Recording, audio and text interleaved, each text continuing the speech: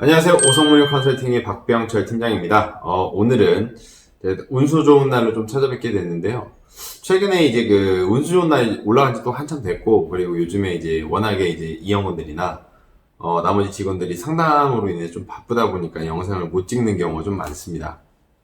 근데 이제 뭐 또, 그때마다 일러드려야 될 내용을 또 이게 건너뛸 수는 없기 때문에 제가 이렇게 짧게나마 영상을 좀 제작을 해 보았습니다. 오늘 운수 좋은 날 같은 경우에는 이제 원래 운수 좋은 날 자체가 이제 화물차 시장의 어떤 변화되는 시점 그리고 내용들에 대해서 일러드리는 내용인데 오늘 같은 경우에는 11월까지 지켜져야 되는 내용이랑 좀 변경되는 부분들에 대해서 말씀을 드려볼까 합니다. 뭐 주제는 총 4가지를 좀 가져와 봤고요. 첫 번째, 영업용 화물차 운임의 50%가 수수료다? 라는 주제를 가지고 좀 이야기를 해볼까 합니다. 화물차 같은 경우에 보시면은 요즘에 이제 특히나 이제 콜에 대해서 많이 운영들을 하고 계시고, 차량 소유하고 계신 분들이 많잖아요. 근데 이제 그 수수료가 너무 과다하다라는 내용들의 어떠한 글이나 영상들이 굉장히 많았습니다. 실제로 보면은 트럭커분들 유튜버를 하고 계시는 유튜버들 보시면 그런 내용들의 어떤 영상들이 많아요. 뭐 주선 수수료가 너무 세다. 중간에 알선소들이 뭐 많이 먹는다. 라는 내용으로 해가지고 댓글들도 워낙에 많고 그리고 그쪽 영상을 보시면 알선소들의 입장에 대한 댓글들도 좀 많아가지고 이거 좀 재밌는 주제가 되겠다 해서 좀 가지고 와봤는데요. 일단 그동안의 수수료 체계를 보면은 약간 중간에 이제 예를 들어서 뭐 실제로 이건 있었던 건데 17년도를 기준으로 해서 신고된 금액을 보면 부산에서 의왕까지 가는 한 박스가 원래 운임료가 부산에서 의왕까지가 한 75만원 정도 책정이 된다라고 합니다. 근데 실제로 차주가 받는 금액은 한 45만원 정도. 그러니까 대략 한 과장을 조금 더 하면 한 40% 정도가 제외가 되는 거죠. 근데 그 중간에 모든 금액들이 다 수수료로 제외가 된다. 그러니까는 좀 과다한 곳들은 50%까지 제외가 된다라는 거는 맞는 말입니다. 맞는 말인데 이것 때문에 주선 수수료를 어느 정도 제한을 걸어야 된다라거나 그런 화물 차주분들의 어떠한 그런 곡소리들이 좀 많았어요. 이게 어떤 형식으로 해서 결과물이 창출이 되냐면 이 수수료 자체가 굉장히 높다 보니까 이제 운임료가 떨어지죠. 그러면은 이 운임료가 떨어지는 부분들 때문에 과적을 하게 됩니다. 근데 과적이 걸리면 차주분들 잘 아실 거예요. 많이 아프죠. 제 지갑이 많이 아파요. 예. 그런 결과물로 낳게 됩니다. 그러니까는 뭐 지난 4월에 주선 수수료 상한제가 이제 이야기가 나오면서 지금 절차를 밟고 있는데 이 절차를 통해서 뭐 과태료를 부과하겠다. 뭐 이제 어느 특정 수수료를 넘어갔을 경우에는 1,000만 원 이상의 과태료를 업체에다가 지불하게끔 하겠다라는 내용이 되는데 이제 제 생각을 약간 좀 더 보태서 말씀을 드려보면은 굉장히 이게 복불복이에요. 어떻게 보면은 일단 차주분들 입장에서 봤을 때는 수수료가 어느 정도 정해지네, 내가 가져갈 수 있는 게 좀 더 올라가네 라는 장점이 있을 수도 있는데 이게 업체한테 그대로 피해가 전해질 확률이 좀 높습니다. 그러니까는 이 영상을 보시는 분들 중에 분명히 콜발이를 하고 계신 분들도 있고 그 다음에 업체에 계신 분들도 있을 건데 예를 들어서 경상에서 수도권 왔다 갔다 하는 경우에는 굉장히 차주분들이 좋아해요. 뭐 좋아하기도 하고 연결되어 있는 짐의 형태들도 많고 괜찮다라고 보시면 되는데 예를 들어서 뭐 목포라던가 아니면 인제라던가 이렇게 차주분들이 잘 가시지 않는 경우들이 있잖아요. 그런데 그런 곳에 화주가 없는 건 아니거든요.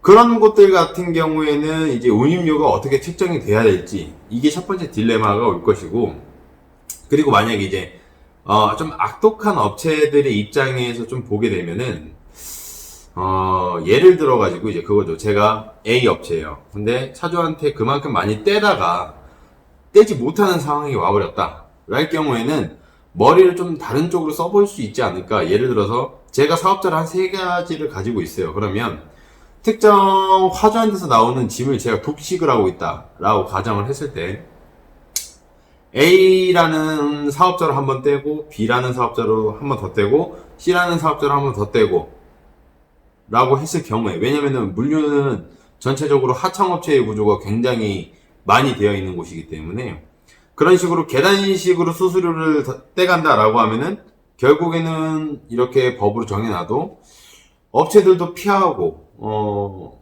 결과적으로 봤을 때는 똑같은 음료를 받을 수밖에 없지 않을까.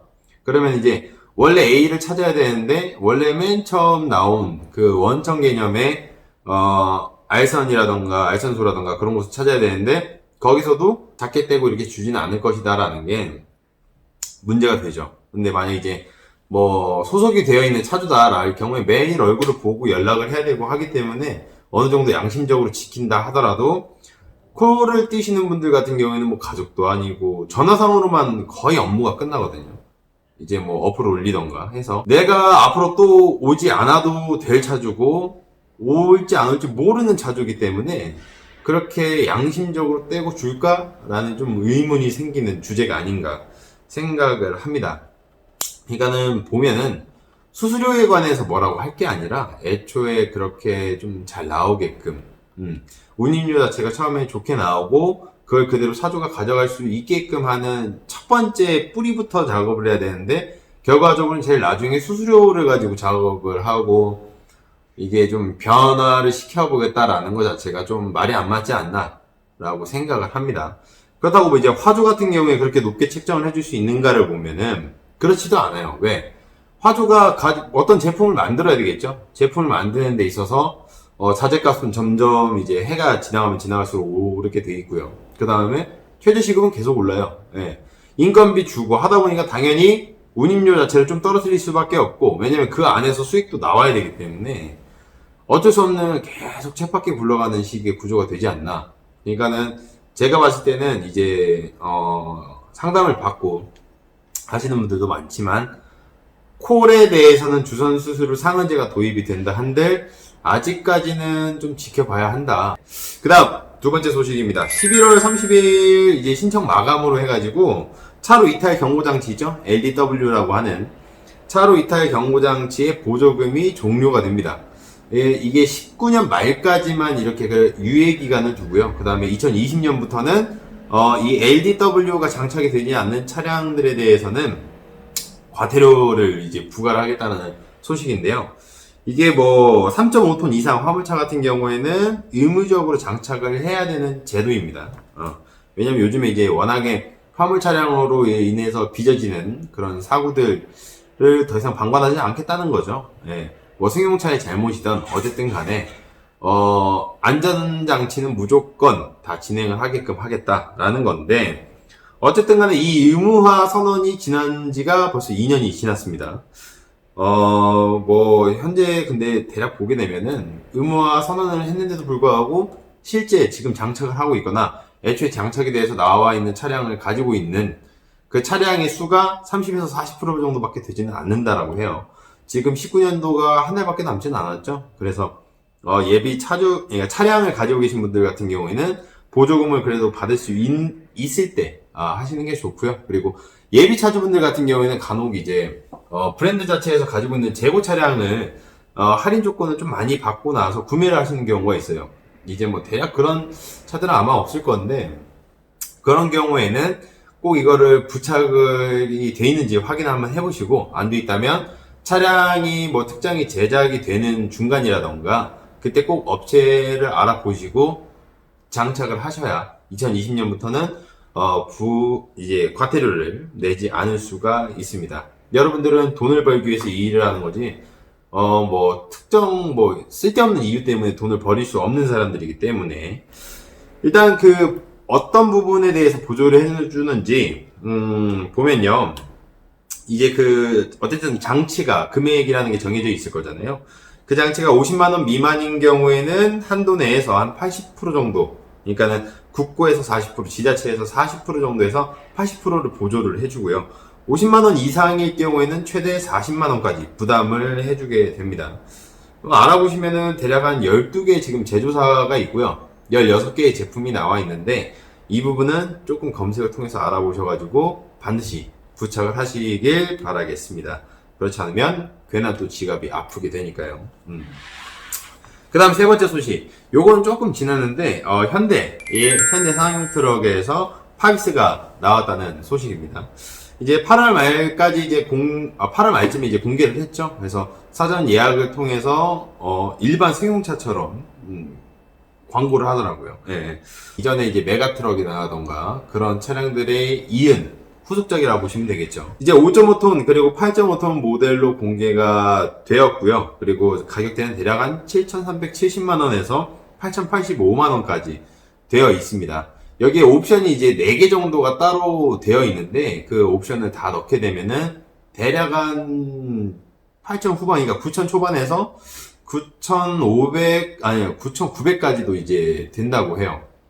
어떻게 보면 금액은 이전보다는 올라가긴 했는데 전문가들의 예상보다는 조금 덜 올라간 수치고 굉장히 뭐 어떤 부분에 대해서는 메가트럭보다 당연히 나은 그런 차량이긴 한데 금액 자체가 뭐 좀 애매합니다. 그러니까 너무 싼 것도 아니고 비싼 것도 아니고 옵션을 다 넣게 되면은 이제 외제차랑 엇비슷하거나 그것보다 살짝 아래가 되는데 어찌됐든 지금 현재 차량을 타고 계신 분들이나 제가 차주분들을 통해서 들어보면 불만은 없다고 해요. 괜찮다고는 하는데 가격 자체를 먼저 내가 생각을 하고 진행을 한다라고 하면은 조금 다른 모델도 볼 수 있는 금액대다라고 보시면 될 것 같고요. 제가 조만간 이제 아니면은 이제 내년 초반 정도로 해가지고 파비스를 실제 운행해 보신 분을 통해서 리뷰 영상을 좀 남겨볼까 합니다. 아마 저희 박주임이 하게 될 것 같은데 어쨌든 여차저차해서 여차저차 뭐 말씀만 드리는데 계속 안 하고는 있지만 이런저런 이유 때문입니다. 그걸 통해서 파비스에 대해서 한번 또 보여드리도록 하겠습니다. 그 다음 마지막 네 번째 대우에서 타타 대우 자동차에서 2.5톤, 3.5톤을 이제 애당초에 출시를 예정을 했었는데 그게 2020년 하반기로 이제 조금 지연이 됐어요. 이유는 좀 빠르게 발표할 수 있었는데 외주 업체들 있잖아요. 뭐 차량이 하나 만들어지는 데 있어서 모든 생산이라던가 그런 것들을 거기서 담당하지는 않아요.